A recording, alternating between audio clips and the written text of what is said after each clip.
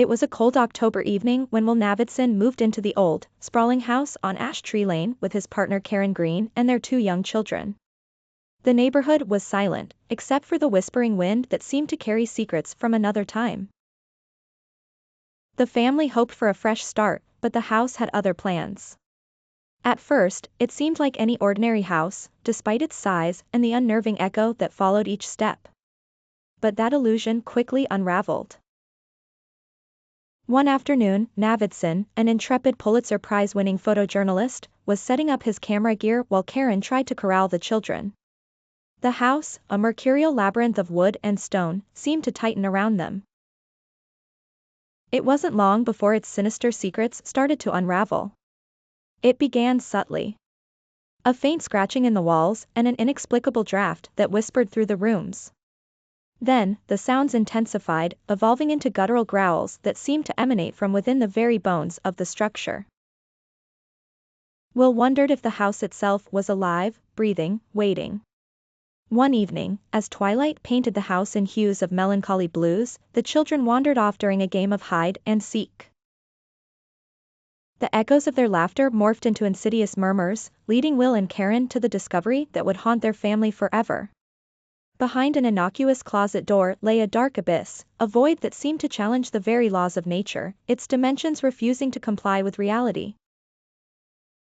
It pulled at the edges of sanity, an evolving chasm devouring the light and filling the echoes of the children's laughter with shadows. Desperate to unravel the house's mysteries, Will, with his unyielding curiosity, delved deeper into the abyss, each exploration revealing more terror. Karen, growing more anxious, questioned their decision to stay, but something sinister in the house bound them to its heart. Each night, the growls grew fiercer, like a beast caged in shadows, yearning for release. The abyss widened, consuming what little peace the family had managed to cling to. Will attempted to document their experiences, but each photograph and recording only captured fragments of the looming horror. The house seemed to hunger for their fears, the darkness growing as their dreams were torn asunder. Friends and experts called to investigate left, their minds unraveling as whispers of centuries-old rumors reached their ears. Of a creature lurking, bound to the house, forever altering those who dared to call it home. Will and Karen, fragmented and weary, realized that their only chance was to confront the horror that dwelled within. Armed with only their love for each other and their children, they stepped into the abyss, hoping to silence the growl that sought to consume their very souls. And as they descended into the darkness, the house on Ash Tree Lane stood silent, a towering testament to secrets best left undiscovered.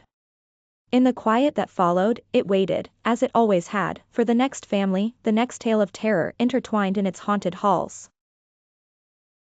For the house knew that no one truly leaves. It absorbs all, story after story, life after life, until eternity bleeds into its wooden bones.